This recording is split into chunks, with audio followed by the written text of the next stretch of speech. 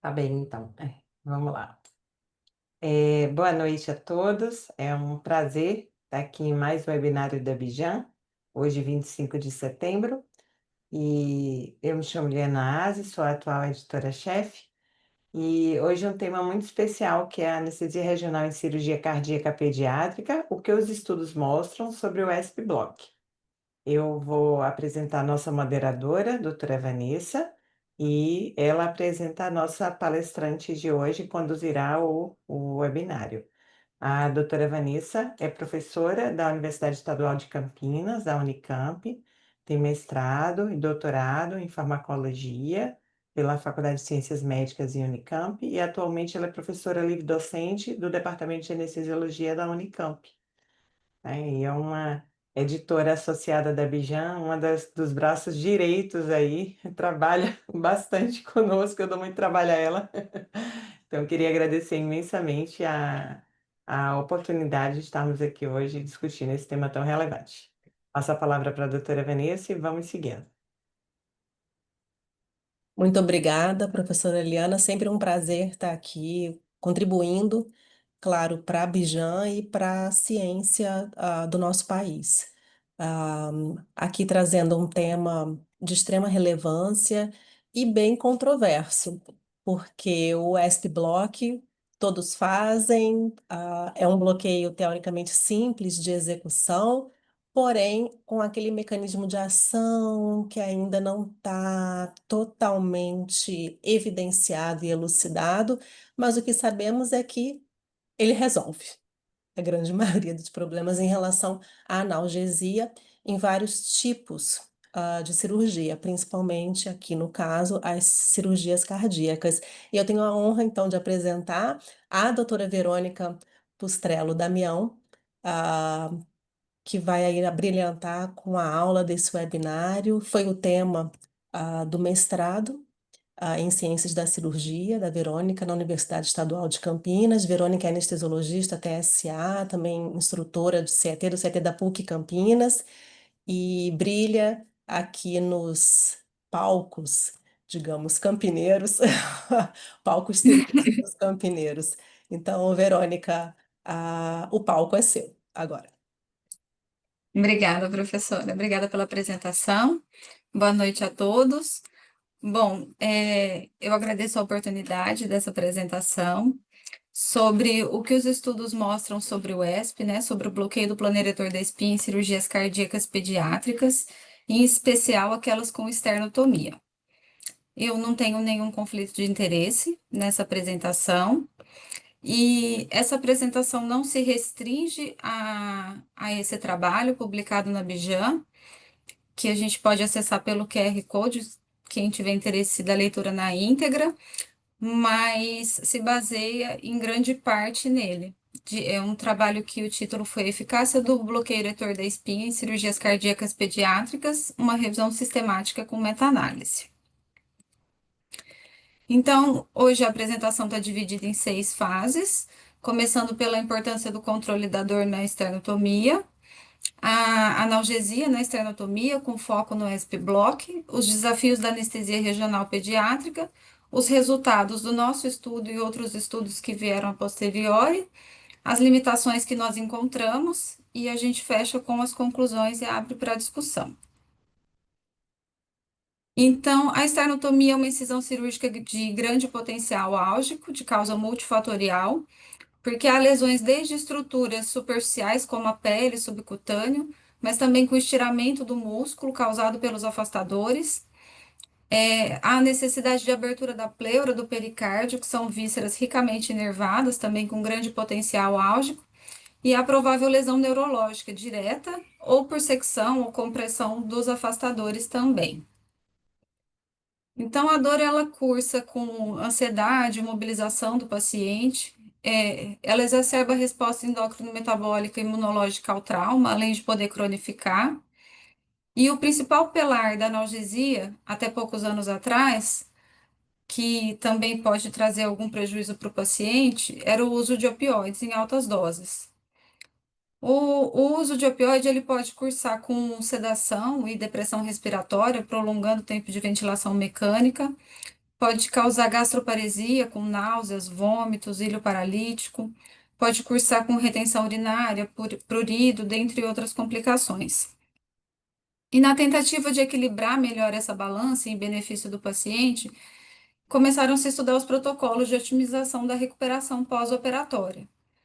O primeiro deles foi o protocolo ERAS, bastante conhecido da gente, que chegou no Brasil em formato de projeto acerto. Eles foram desenvolvidos inicialmente para cirurgias do trato digestivo, mas logo ganharam espaço para outras intervenções, inclusive cardíacas, inclusive pediátricas. Esses protocolos se baseiam na analgesia multimodal, né, na combinação de diferentes analgésicos e técnicas analgésicas que bloqueiam ou modulam o estímulo álgico em diferentes vias de condução da dor. Assim, pequenos ganhos associados produzem uma analgesia superior, possibilitando a gente reduzir o consumo de opioides e seus efeitos colaterais.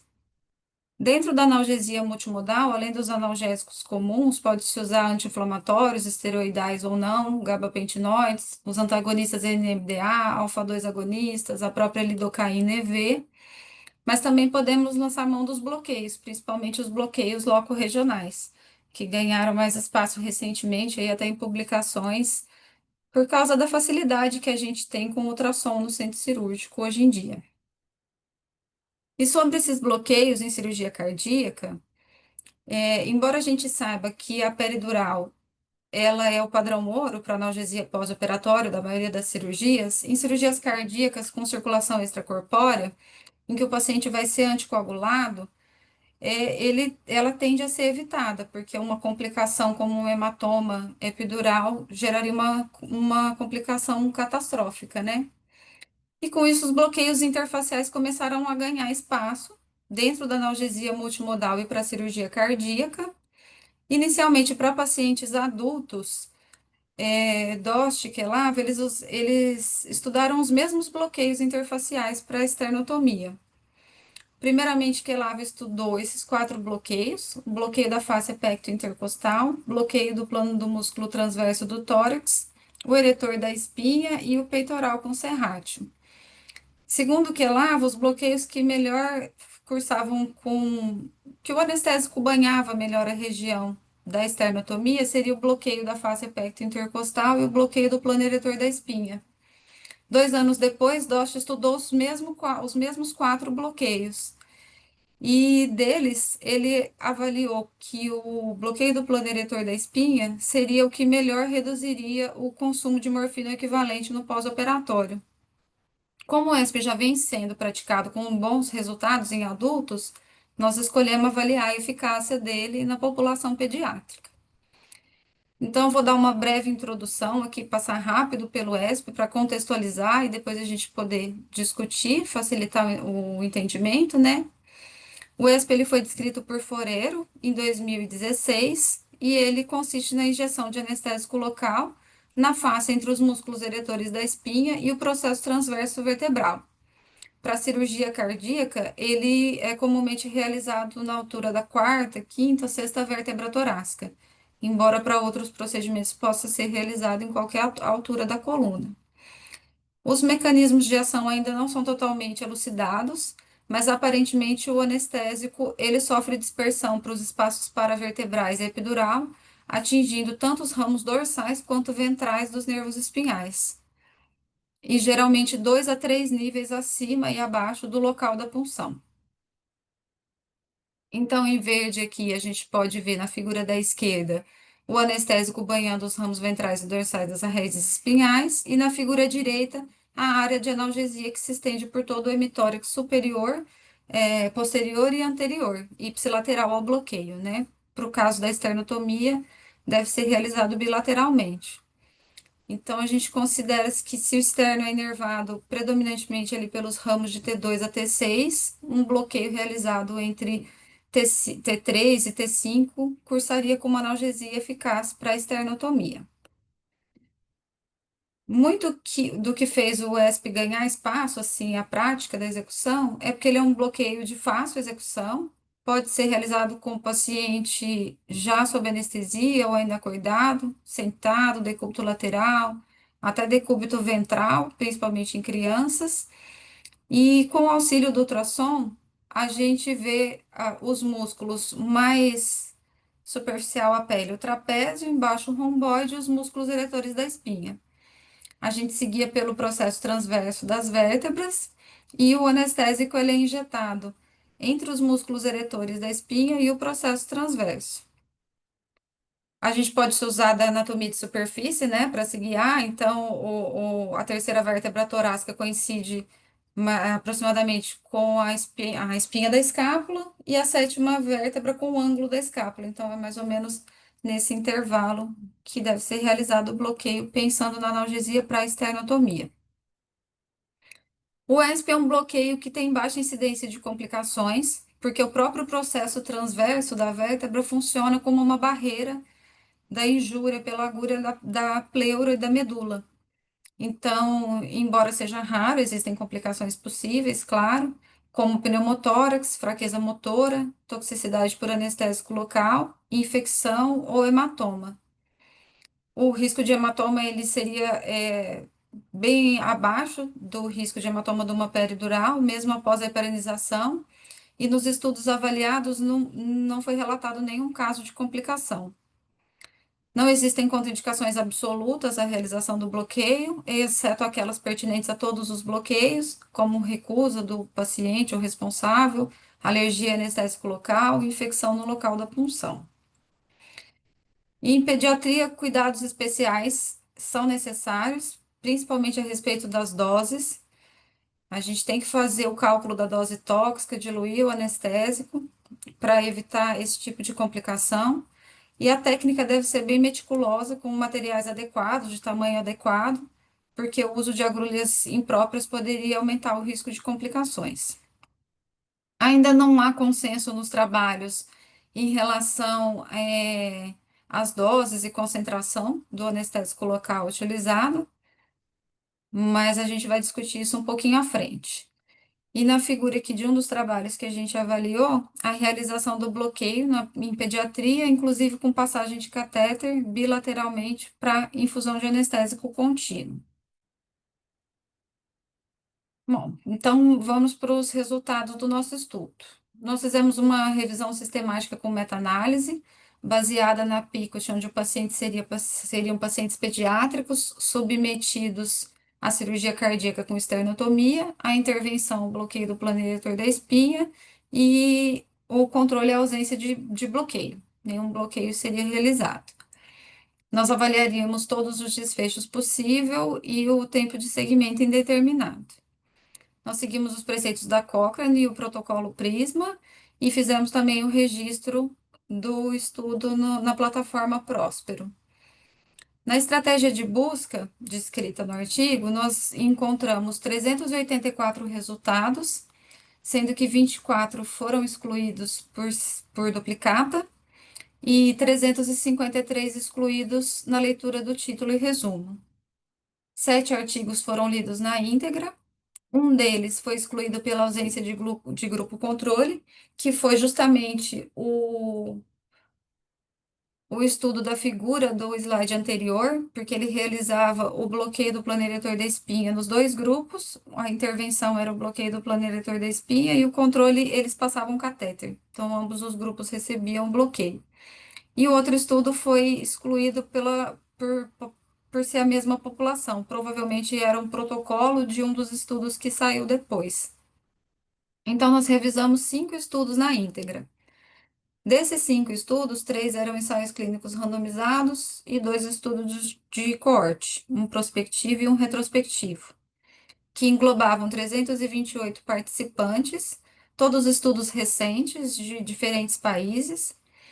Os pacientes variavam de 0 a 12 anos e de 3 a 57 quilos. Os grupos eram pareados para bloqueio controle e para sexo feminino ou masculino. Todos os estudos utilizaram anestésicos de longa duração. Então, todos os estudos fizeram os bloqueios ou com bupivacaína ou com ropivacaína. O volume de anestésico local utilizado foi similar, em torno de 0,3 a 0,4 ml por quilo de anestésico local por lado de bloqueio, mas a dose total variou de 1,5 a 3 miligramas por quilo. Então, aí uma variação razoavelmente grande. E o nível de punção foi de T3 a TT5, sempre bilateralmente em todos os estudos. O tempo de segmento variou de 12 a 98 horas, também bem amplo, difícil de avaliar o quanto esse bloqueio duraria depois, sendo que a gente teve estudo que só avaliou por 12 horas no pós-operatório. Mas ainda assim, nós conseguimos avaliar as escalas de dor, consumo de opioides, presença ou não de náuseas e vômitos e febre no pós-operatório, e também pudemos avaliar tempo de permanência de UTI e hospitalar. De todos esses desfechos, o único desfecho que a gente não conseguiu plotar em gráfico foram as escalas de dor, porque embora as escalas elas fossem comparáveis, nós tivemos dados faltantes e dados assimétricos nos estudos que fizeram parte da meta-análise. E mesmo após contato com os autores correspondentes, nós não tivemos resposta, mas todos relataram redução global da dor nos pacientes que receberam o bloqueio do plano eretor da espinha. Em contrapartida, o consumo de opioide, sim, pode ser plotado, e ele não deixa de ser uma inferência de que o bloqueio reduz a dor no pós-operatório. Então, houve redução significativa do consumo acumulado de opioide nas 48 horas que seguiam o pós-operatório, embora tenha existido uma alta heterogeneidade entre os estudos, de 81%. Não houve redução significativa na incidência de náuseas e vômitos ou febre quando realizado o bloqueio, embora a heterogeneidade nesses desfechos seja nula. E o tempo de permanência em UTI hospitalar também não foi significativamente diferente entre o grupo bloqueio do plano eretor da espinha e o grupo controle. É importante pontuar, né, que um dos estudos apresentou um alto risco de viés, que foi um estudo de corte retrospectivo, devido à perda de segmento de alguns pacientes e dados faltantes sem justificativas para essa perda de follow-up, né, de segmento. Então, quando eu fui convidada para fazer essa apresentação, o nosso estudo ele já estava completando praticamente um ano, né, de enviado à revista, e eu refiz a busca do jeito que a gente fez anteriormente. E nós tivemos 4 novos estudos que retornaram, 2 deles em 2024 e 2 em 2025. O primeiro deles é esse estudo do Mogarred, colaboradores, que foi um ensaio clínico randomizado, duplo cego, com 100 participantes, comparando o bloqueio do plano eretor da espinha a um bloqueio placebo. Esse seria um estudo que teria entrado na nossa meta-análise, que ele cabe na nossa PICOT, e o bloqueio do plano eretor foi realizado ao nível de T6, um pouquinho mais baixo do que os artigos que entraram na nossa meta-análise. Foi realizado com ropivacaína e adição de adrenalina, acredito que na tentativa de prolongar um pouco o efeito analgésico do bloqueio. Também na dose de 0,4 ml por quilo, por lado, né, do bloqueio, totalizando uma dose de 1,6 miligramas por quilo, dentro do que a gente também encontrou. E como resultados, o tempo para analgesia de resgate foi maior no grupo submetido ao ESP, então levou mais tempo para o grupo que recebeu o bloqueio solicitar analgesia complementar. O número de vezes que precisou de analgesia complementar do grupo ESP foi menor. O consumo de fentanil intraoperatório também foi menor no grupo ESP do que no grupo controle. E o tempo para extubação também foi menor no grupo que recebeu o bloqueio. Então, na figura desse estudo, os scores de dor foram plotados num gráfico de barras, que a gente pode ver o azul, o grupo controle, e o vermelho, o grupo ESP. Em torno do T6, que ele refere como 10 horas após a extubação, a gente ainda tem uma melhora do controle da dor no grupo que recebeu o bloqueio. A partir de 12 horas do bloqueio, eles tendem a ficar semelhantes.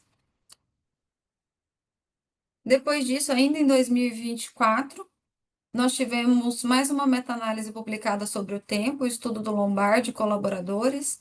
Foram 5 estudos incluídos, com 384 participantes, e eles observaram redução do consumo de fentanil intraoperatório no grupo que recebeu o bloqueio do panel da espinha de 1,4 microgramas por quilo. Além disso, teve uma redução no tempo de UTI no grupo que recebeu o bloqueio de 3 horas e meia.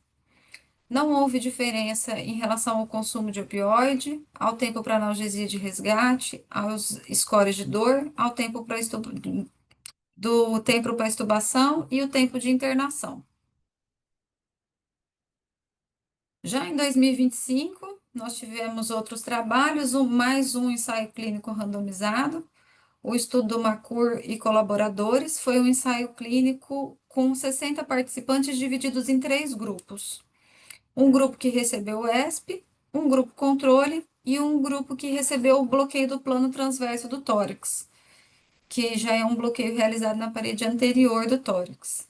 Nesse estudo foi utilizado bupivacaína 0,25 junto com lidocaína 1%, também no volume de 0 ml por quilo por lado de bloqueio, e os resultados foram semelhantes nos grupos que receberam o bloqueio do plano transverso do tórax e o do bloqueio do plano diretor da espinha, nos quesitos consumo de fentanil intraoperatório e tempo para analgesia de resgate. Porém, no tempo de extubação, o bloqueio do plano transverso do tórax se mostrou um pouco em vantagem. Então, na figura da esquerda, o grupo controle ali em vermelho, a gente pode ver que o tempo para solicitação da analgesia de resgate foi mais curto no grupo controle, enquanto demorou um pouquinho mais para solicitar analgesia de resgate nos grupos que receberam os bloqueios, tanto o ESP quanto o bloqueio transverso do tórax. E na figura da direita, e em verde, o bloqueio do plano transverso do tórax cursou com extubação mais fast track, mais rápida dos pacientes que receberam esse bloqueio. E por último, não menos importante, o estudo de Wegener e colaboradores, também publicado na Bijan, eles compararam o ESP com outros bloqueios interfaciais para esternotomia. Foi uma revisão sistemática com meta-análise em rede, incluindo 12 ensaios clínicos randomizados, com mais de 900 participantes de 0 a 12 anos. Eles avaliaram praticamente todos os bloqueios interfaciais possíveis de serem realizados para analgesia na esternotomia, inclusive alguns descritos mais recentemente, e deles 3 bloqueios se destacaram: o bloqueio da face apecto intercostal, o bloqueio retrolaminar torácico e o bloqueio do plano transverso do tórax. Então, o bloqueio retrolaminar torácico, ele me parece um bloqueio semelhante ao ESP, só que a injeção é feita um pouco mais medialmente em relação à coluna, mais próximo da coluna. Ao invés de injetar o anestésico entre os músculos eretores da espinha e o processo transverso, eles injetam o anestésico local entre os músculos eretores da espinha e a lâmina da vértebra, também na tentativa de banhar os ramos posteriores e anteriores dos nervos espinhais. Aí aqui eu coloquei na figura para tentar diferenciar um pouquinho, aproveitar a aula e diferenciar o bloqueio do plano eretor da espinha, o bloqueio da face apecto intercostal do bloqueio do plano transverso do tórax. Então, enquanto o bloqueio do plano transverso do tórax, a injeção de anestésico local é feita na face entre os músculos intercostais e os músculos transversos do tórax, no bloqueio da face apecto intercostal, o bloqueio é feito entre o peitoral maior e os músculos intercostais, então um pouquinho mais superficial, e eles mostraram resultados semelhantes. Então, segundo essa meta-análise, o consumo de opioide intraoperatório foi menor no grupo que recebeu o bloqueio da face apecto intercostal. O tempo para extubação foi menor nos pacientes que receberam o bloqueio retrolaminar e o consumo de opioide foi menor Acho que me confundi.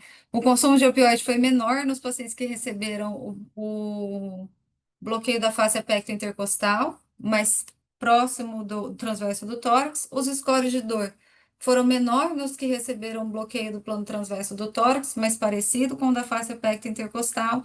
E o tempo de extubação, que acabou sendo um pouquinho diferente, puxou mais para o lado do bloqueio retrolaminar. E não só por ter sido o último em ordem cronológica, mas também foi importante colocar ele nessa posição aqui na nossa aula para a gente começar a falar um pouquinho das limitações. A primeira limitação a ser lembrada é que os bloqueios interfaciais têm uma dispersão de anestésico local errática.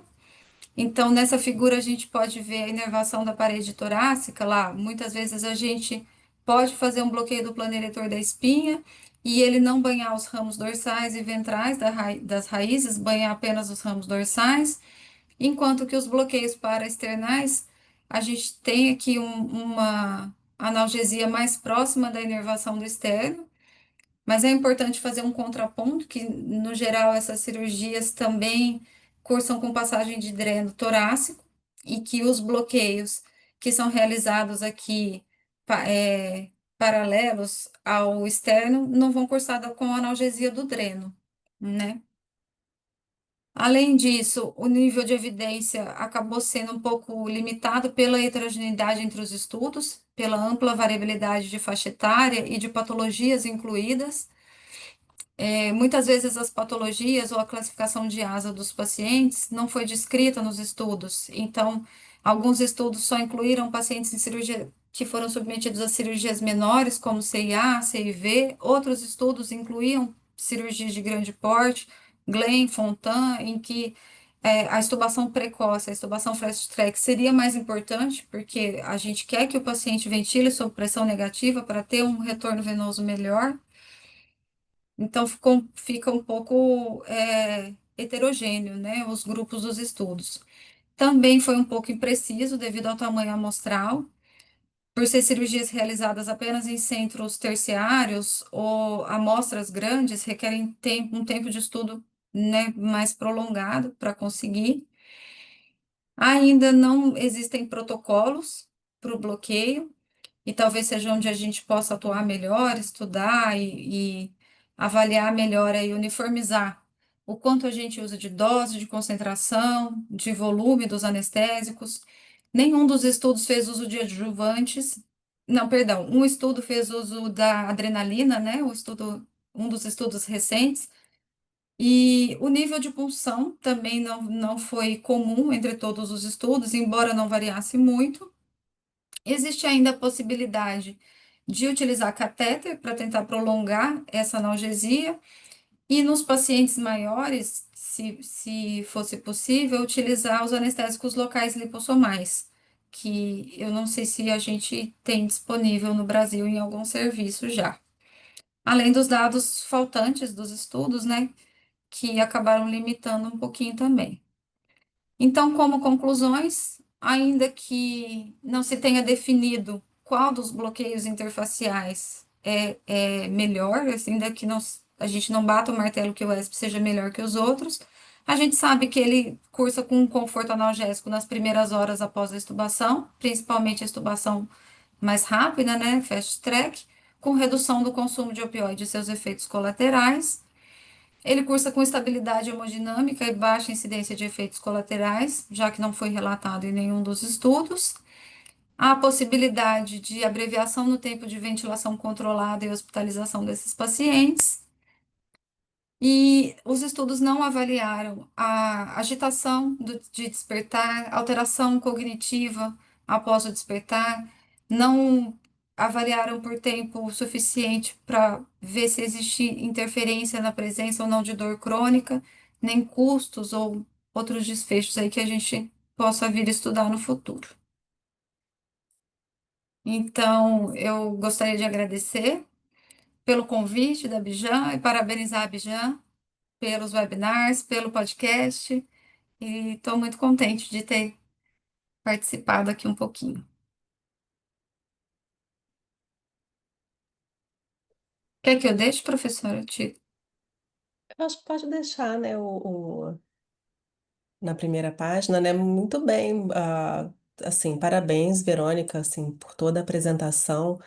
E, na verdade, sabemos, né, que é um bloqueio assim muito utilizado, um bloqueio simples, como eu falei inicialmente, de se fazer, de se realizar. E o que a gente realmente vê é que os pacientes saem bem, né? A grande maioria, né, Verônica? Porque sabemos que não em todos a dispersão do anestésico local é a mesma, infelizmente, né? Então, assim, os lagos intercostais, digamos assim, né, são bem ali, os lagos intercostais. Gente, cada bloqueio, assim, cada um tem uma faixa, né? Então, quer dizer, a gente não sabe, anatomicamente, a gente sabe exatamente se aquele anestésico local dispersou. Agora, a gente não sabe se em determinados pacientes vai dispersar da mesma forma que outros. Mas, assim, parabéns, Verônica, por todo o trabalho, toda a apresentação, a publicação. Para quem não sabe, a Verônica, o ano passado, esse trabalho foi tema da plenária do ASA, né, do Congresso, do ESA Meeting, o Congresso Americano de Anestesiologia, e de tanta importância que é dado no mundo. Tanto é que, na sequência, já vieram outros trabalhos, né, Verônica? E que, assim, a gente fica muito feliz, porque a ciência é isso, né? Você publica uma coisa hoje, mas daqui a um mês ou daqui, sei lá, alguns dias, já outros trabalhos vão sendo publicados. Hoje já tem a Network Meta-Analysis publicada agora na Bijan, de setembro, né? Então, eu sou suspeita porque eu adoro o ESP. A Verônica sabe disso. E eu abro para vocês, a plateia, quem quiser perguntar alguma coisa, saber alguma curiosidade ah, aqui no chat. Pode ser tanto pelo chat quanto pelo Q&A. Quem estiver assistindo, tem várias pessoas aqui batendo palminhas para você, Verônica, certo? Mas estamos abertas aí, Verônica, também às perguntas para quem quiser. E que, na verdade, né, Verônica, eu vou continuando. A gente vai discutindo. Ah, em relação à cirurgia cardíaca, eu acho que assim, qual o nosso papel? Claro, sempre o melhor para o paciente. Só que a gente tem que também respeitar muito a opinião e que seja a indicação dos cirurgiões. Porque sabemos agora com esses outros novos bloqueios, tanto o do plano do transverso do tórax ou o pecto intercostal, muitos cirurgiões não gostam que a gente faça esses bloqueios. Então, por questões anatômicas, né, o transverso do tórax, pela proximidade ali com a mamária, dependendo da cirurgia, ficaria difícil para fazer a dissecção, que seja. E mesmo na esternotomia do pecto intercostal, tem muito cirurgião que não gosta. O ESP está longe do sítio cirúrgico. Então, assim, para mim é uma vantagem. E para eles também, eles gostam que seja longe do sítio cirúrgico.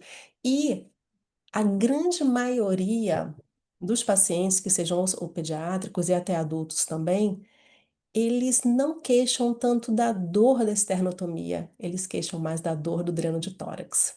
E daí mais uma vantagem do ESP, né, Verônica? Você queria falar um pouquinho sobre isso? E assim, o que os estudos que vieram depois do nosso mostraram? Os que tiveram, que compararam o ESP, eles foram bastante similares. Então, eu acho que se eles entrassem numa meta-análise posterior, eu acho que os resultados não mudariam. Talvez desse uma robustez ou até desse maior significância estatística em alguns desfechos, mas eu não acho que o desfecho mudaria de lado ali com os novos estudos.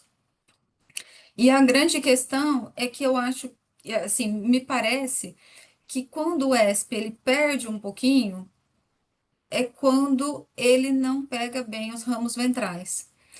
Mas o fato dele poder banhar se dispersar para a região paravertebral e pegar a parede lateral, pegar o dreno de tórax, é uma grande vantagem. Outra coisa que a gente poderia pensar é em associar os dois bloqueios, né? O ESP fazer o ESP e um bloqueio paraesternal ali também na frente, né? Seja ele o pecto intercostal, que é mais superficial, e a criança, assim, tá um pouquinho mais longe da mamária, e a criança eles não vão dissecar a mamária também. Acho que causa menos preocupação, até do que o plano transverso. Já que, por enquanto, o bloqueio do plano transverso não tem se mostrado ao pecto intercostal. Não tem se mostrado superior nessa comparação. Mas na criança a gente tem que ver cálculo de dose tóxica, né? Porque a gente precisa de um volume importante para fazer o eretor bilateral e para fazer uma face epecta intercostal bilateral. E se a gente deixar o anestésico muito diluído, a gente que não tem ainda anestésico lipossomal à mão, talvez a gente perca eficácia por Uhum. conta do anestésico estar diluído demais. E diminuir o volume, a gente também não consegue, porque são bloqueios, os bloqueios interfaciais dependem de volume. Sim, Talvez essa associação aí, né, sim, sim. pode ser uma ideia. Mas, assim, até para os espectadores, sempre realmente com muito cuidado, lembrando que, principalmente os bebês, as crianças são extremamente frágeis, né? O sistema nervoso ainda não tão completamente formado, digamos assim, e eles são mais propensos a doses tóxicas, né, de anestésico local. Então, assim, sempre, sempre, sempre. E tem que ter muito cuidado com a associação de bloqueios, principalmente nos bebezinhos, né, até 1 ano de idade, para todos, na verdade, mas lembrando sempre que a gente pode atingir a dose tóxica. Então, e a criança é sempre a metade. Né? A gente vê aí que realmente eles são mais propensos às complicações, principalmente intoxicação por anestésico local. Ahm, mas com certeza, principalmente nos adultos, né? A associação de bloqueios ela é bem-vinda, mas realmente na criança tem que ter muito cuidado com a dose total. Até porque é bilateral, né, Verônica? Então, assim, mas claro que assim, tudo com muita segurança, conversado, né, com o cirurgião, sempre, claro, e sempre propondo e trazendo melhores desfechos clínicos para o nosso paciente, certo? E na verdade, assim, eu queria entrar em outro tema, porque a gente teve uma dificuldade em relação às escalas, né, aos scores, na verdade, de dor. Porque, gente, bebê, criança, não é NV, né? Não tem como. Então, tem as escalas, tem o CHOPS, o FLAC e tal, e realmente são muito heterogêneas, né, no seu cálculo, na sua mensuração, digamos assim. Então, assim, tanto em meta-análises quanto em ensaios clínicos randomizados, o que que a gente usa? A gente chama de surrogate outcomes, que são os desfechos surrogados, né?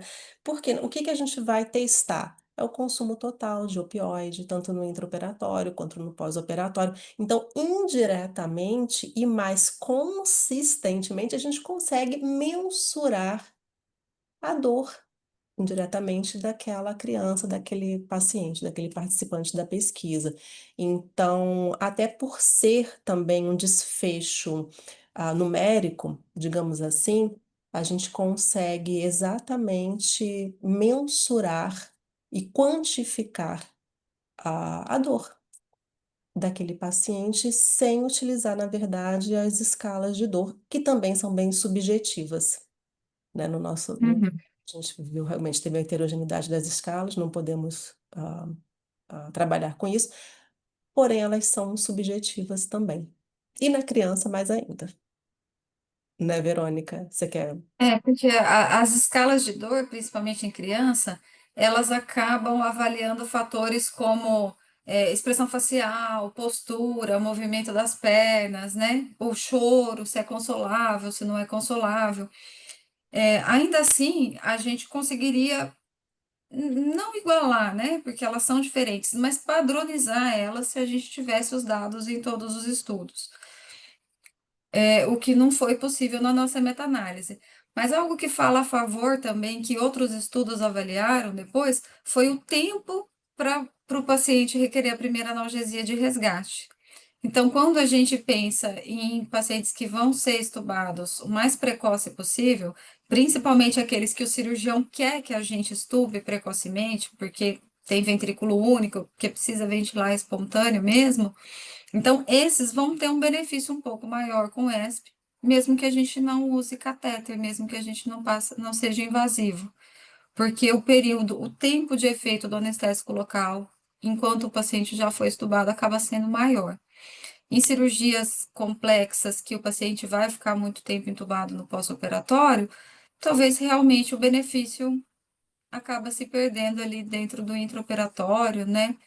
Porque às vezes o paciente demora 24 horas para ser estubado e a gente sabe que os anestésicos que a gente tem hoje disponível não, não vão ter efeito durante todo esse tempo. Mas nos pacientes que têm uma SEC mais curta, que se beneficiam de ser estubado em sala operatória ou cirurgias menos complexas, nesses talvez a gente tenha um resultado bem bacana, porque também vai utilizar dreno de tórax e a gente vai ter um período ali de analgesia com o paciente estubado bem interessante. Muito bem. Eu estou aqui esperando perguntas, mas também não temos. Agora, É um perguntas, tema difícil, né? Porque chat. assim, o ESP é interessante que a gente faz para várias coisas, né? Para várias cirurgias, hernia inguinal, É cirurgia de coluna. policistectomia aberta, tudo, até cirurgia de coluna agora. Sim, Mas não é todo mundo que faz cirurgia cardíaca, não é todo mundo que faz cirurgia cardíaca pediátrica. E aí, quando faz, também não quer é. intervir, então, Aí eu lembrei de uma coisa também, lembrando que o ESP ele é considerado um bloqueio superficial, do né? plano A. E Plano também um A. bloqueio do plano A. Um bloqueio, né, fácil, prático, que você resolve bastante coisa. E o lance também da anticoagulação, quer dizer, né? Teoricamente, um bloqueio considerado superficial, poderia ser executado, Sim, digamos assim. Claro que a gente sempre tem que ter o bom senso, né? Na medicina, na vida, para tudo. Então, sempre, claro, ver a factibilidade, né, da realização dos bloqueios e sempre pensar com certeza na segurança do paciente, né, Verônica? Acho que com certeza. você quer dar alguma palavrinha final? Eu finalizo aqui a minha parte. Não, só agradecer pelo convite. A gente também agradece muito, doutora Eliana, não sei se quer dar uma palavra final, e assim, agradeço a presença de todos. Foi bem enriquecedor. Muito obrigada. Não, só agradecer, realmente, muito didático. E apesar de, como a doutora Verônica falou, poucas pessoas fazerem, é muito bom saber da segurança, da utilidade